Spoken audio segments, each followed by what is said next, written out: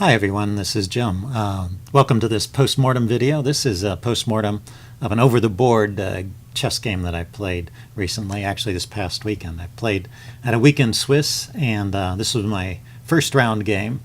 And the time control in this game was 90 minutes for the first 30 moves and then an hour for the remainder of the game. So basically 2.5 hours per side per game, so 5-hour games.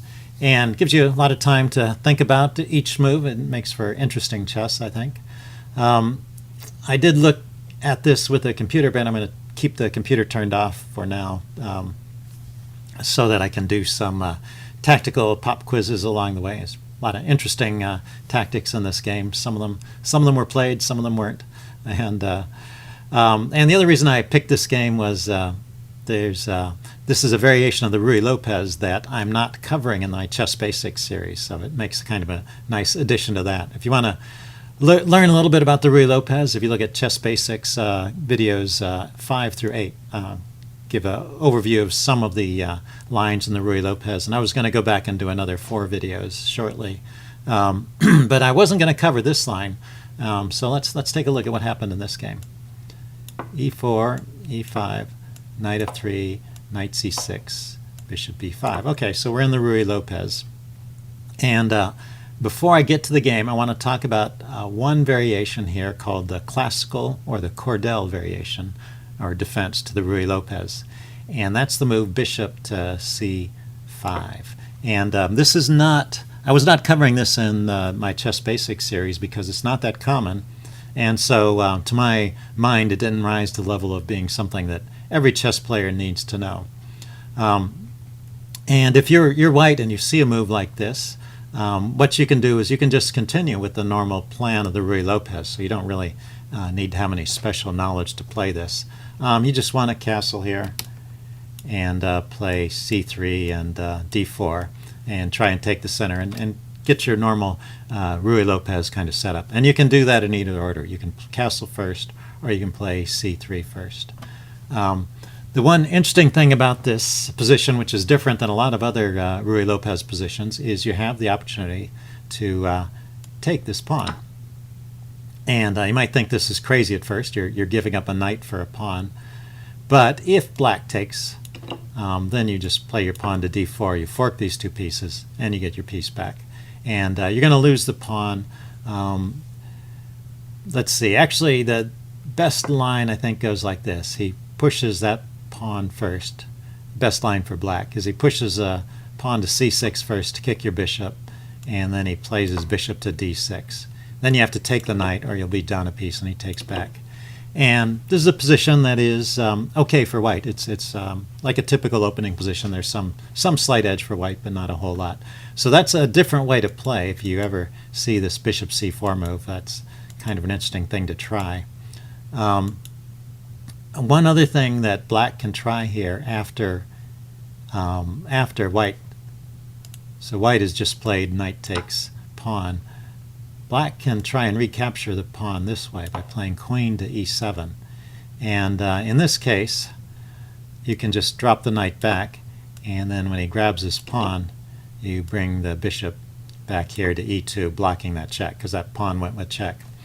And this is also an okay position for white. So that's just a little primer there on the classical defense to the Ruy Lopez. And you have a decent position here. You want to develop your knight, attack the queen, and or get your pieces in the center. I guess you could try this plan of C3 and D4, and then the knight to D2 would kick the queen. It's another way to go about it. And you'll gain some tempos on these pieces. The pawn to D4 will kick the bishop, and then when the knight comes out, it'll kick the queen. So white has a decent position here. Once again, you have the usual slight opening advantage.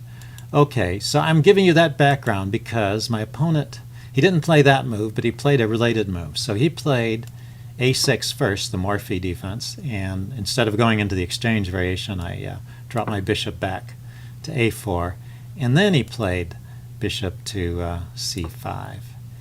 And so this is related to the previous move. What's different, first of all, is the knight, the center fork trick is not as good here, because now this move queen e7 to recapture the pawn is quite a bit stronger. And you'll see the problem here: when the queen takes that pawn, it forks the king and the bishop is sitting out here unprotected. So that really limits White's options. For example, here, queen takes pawn, queen here, queen takes, king takes.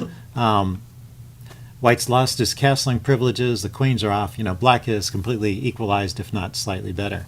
So you can't play the center fork trick here. So this is an interesting way to play for Black.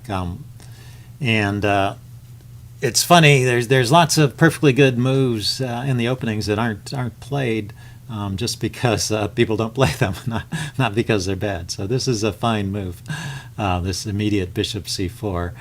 And so that leaves White with his normal Ruy Lopez plan, which is this idea of c3, d4, or castling. I chose to castle first, and my opponent played d6, all very logical.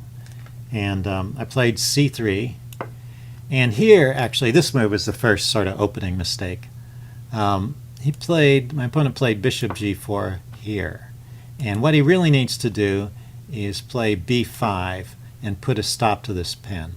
And if we back up to this position, I think you'll be able to see why. What's going on is that this move here, when I play d2 to d4, it hits the bishop.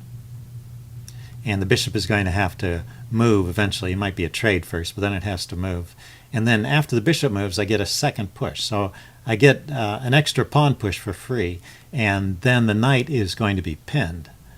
So in this position, it's just too slow to be bringing your bishop out. You need to really react to this pin here right away. And so now the move to play is b5 to break that pin. And after that, black would be fine. But as it is, my opponent played... let's take that off the board. My opponent played this move bishop g5, and now White gets some slight edge here. And so this is kind of instructive how you get this. It doesn't actually, you might think from what I said before that you're going to win major material here, but not. It doesn't turn out that way. Chess is just not that simple. So d4, he chose to take, and then he retreated his bishop. No, instead of retreating his bishop, he took here first. Which is okay. Now if I take back with the queen, he can grab this pawn in the center, so I'm forced to take back with a pawn. And so he's inflicted weakness on my king side here. I'm now open for checks, although it's important to notice that the bishop is covering this square here, so the queen check is not on, at least not right away, but it's something I have to be aware of for the rest of the game. Okay, so now that that's out of the way, he retreats his bishop, and I go on to pin this, to try and win this knight by taking advantage of that pin. So now this move b5 is virtually forced. He can break the pin now, but it's a little late because now I can go ahead and grab the knight, and he can grab the bishop. So there's another interesting point in the game. You might want to stop and see if you can assess this position. Think about what kind of move you would make here.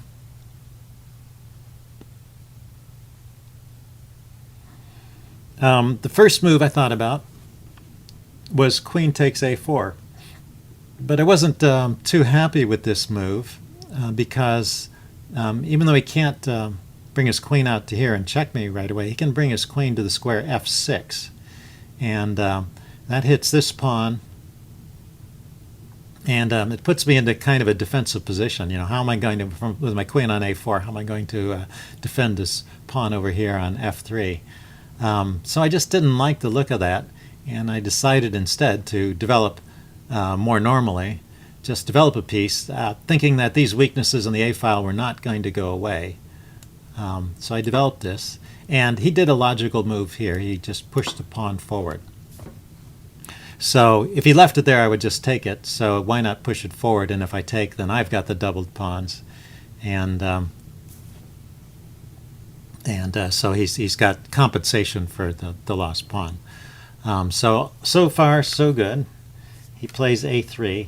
Now I went knight d5 here, and when I first played this knight to c3, I was thinking, well, maybe I would play b3 at this point and then grab the pawn with my bishop. And then I saw, oh my gosh, he's got this queen to f3 move, and so I chose not to play that. Now, later I discovered via the computer that it's still okay to play b3, and that would have been a fine move. And if black plays queen f3 here, white has kind of this amazing sequence. Let's see. Yeah, this is probably pretty hard to see. I didn't find it except with the help of the computer, and even after I found it on the computer, it's still a little tricky to discover. But if you want to treat this as a puzzle, pause the video and see what would you play as white. What kind of sequence would you imagine happening here? I'm going to go ahead and give you the computer line. I think it's interesting. So computer says you can just play knight to d5 here. That attacks the queen. Now, of course, the queen was attacking the rook. So the queen, if the queen grabs the rook, though, turns out to be a bad move. And the reason is knight here, check, forks the king and the rook, so you can get the rook back right away. But more than that, there's another threat here, which is bishop g5. If the king moves to this square or this square, bishop g5 check wins the queen. So, and the king can't come to this square because the pawn's guarding it, so the king goes to that square. And then the queen can come forward and grab this pawn with check. And the king has no moves now. That's guarded, and so the only move is here. And then bishop g5 attacks the knight, attacks the queen, and this rook over here in the corner is still under attack, and white is just winning. So I thought that was pretty interesting. You can sack a whole rook there and get a killer attack. So I didn't see that during the game, but that's the kind of thing stronger players will pick up on. So instead of pushing that pawn, I said, well, why don't I just move the knight to d5, cover that f3 square, and so I don't have to worry about the queen coming there, and the bishop is still covering here. And now my opponent makes his second mistake, and that is to take this pawn. He really didn't need to take that. He could have just gone ahead and played something like knight e7 or rook to b8. If I take it, I just have doubled pawns which are weak, so it's no big deal. But when he takes, I get to take back with my bishop, and this gives me a really strong position now. I've got these two minor pieces developed, I'm castled, and my rook and my queen are ready to jump into the game too. So I actually have quite a strong advantage at this point.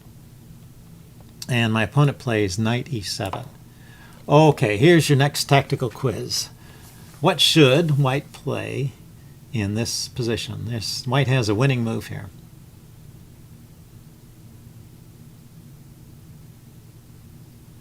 Okay, pause the video. If you want pause the video if you want more time to think about it. I'm going to give away the answer. The answer is the seemingly dangerous move, bishop to g7. And I, of course, thought about the move bishop takes g7. It's another way to win a pawn. And but I didn't see what I would do after rook to g8. And so here's your second tactical quiz. If black plays rook g8 here, which pins the bishop against the king and threatens just to win that piece, what do you play?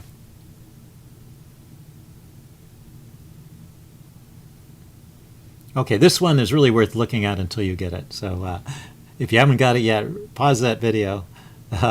Really stop and think about it.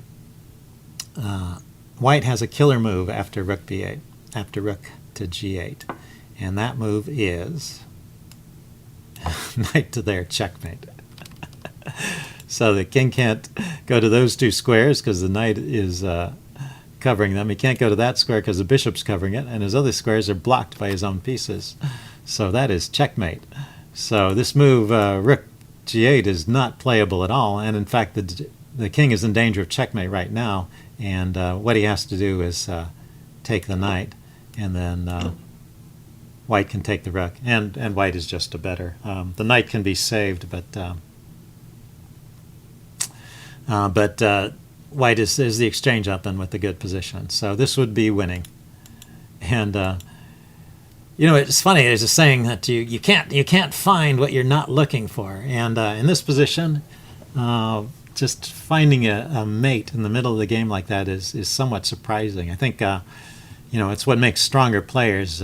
What makes strong players is their ability to find these things, these surprising moves, to look for things that nobody else is looking for. So I was really not looking for a mate at this point. I was looking at things like pawn structure, maybe winning some material, just trying to get a small advantage in the opening, not trying to end the game immediately, and I totally did not notice that. So that's your little chess psychology for today. You gotta look for these things, or you're not going to find them. So I did not play bishop takes g7. I didn't see that, and instead I played rook to c1, thinking to strengthen this pawn here. And I had ideas of maybe moving my king and then grabbing that pawn here. My opponent played rook b1, attacking my bishop, and I played queen d2, which is something I'd been planning to play anyway. It gives some more options to my queen to come out this way, and maybe also put pressure on that pawn that way. Let's see what happened here. Knight takes queen d2. Yeah, he went ahead and took my knight, and I took back with a pawn. And I thought, well, I've traded one advantage for another. I don't have any material advantage anymore, but I do have these strong pawns here, and maybe I can take over the b file. So here my opponent played h6. And during the game, I was playing this, I thought, oh, this is a mistake, because I thought really he had to castle here, and castling is the recommended move, and the game is actually about even after black castles there. So we go forward. h6 is a mistake, but not for the reason I thought. So I thought, well, I'm just going to check him here and force his king over here, and but there's a stronger move than just that check. So let's see if you can find this one.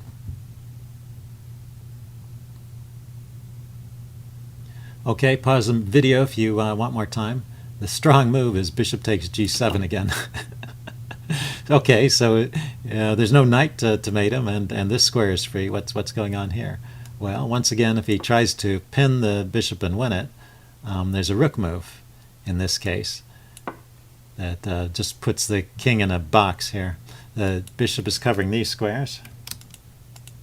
The rook is hitting all of these squares, and the pawn is covering that square. So the king has no moves, and in fact, he has to sacrifice the queen here. I guess he can give up the bishop first and then sack the queen, or sack the queen right away.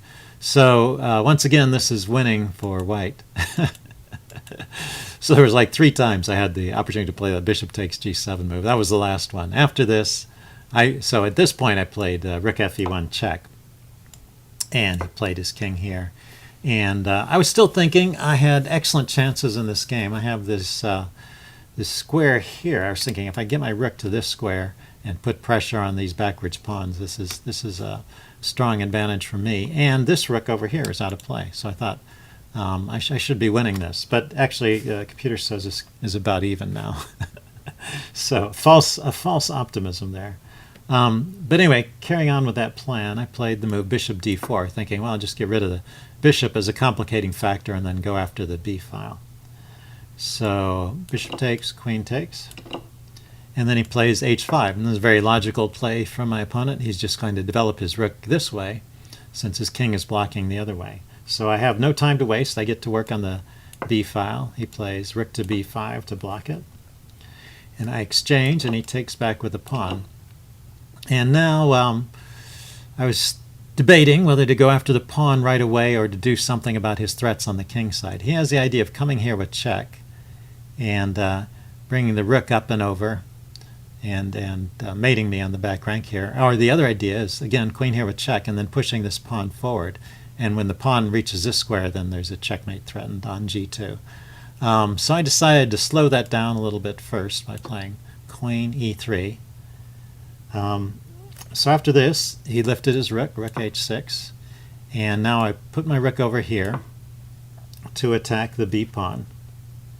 And he played queen to f6. And now here's one more tactical quiz for you. What I've been thinking, and I've been thinking this for a while, is that I want to take that pawn. And the reason is I want to get my rook to this square and go after this weak pawn back here. And there's an additional idea behind taking this pawn, which is that rook to b8 is checkmate, because it's applying check along this row, and the queen is guarding this file, so the king can't escape. So when I take that pawn, it's threatening checkmate. So I thought, well, that's a good move, but I do have to be careful before I play that.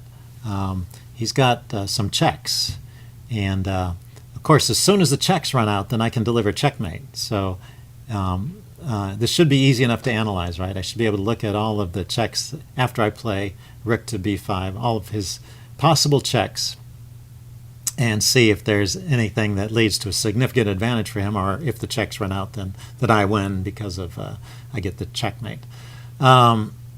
So this is your quiz. Is it safe for white to take that pawn?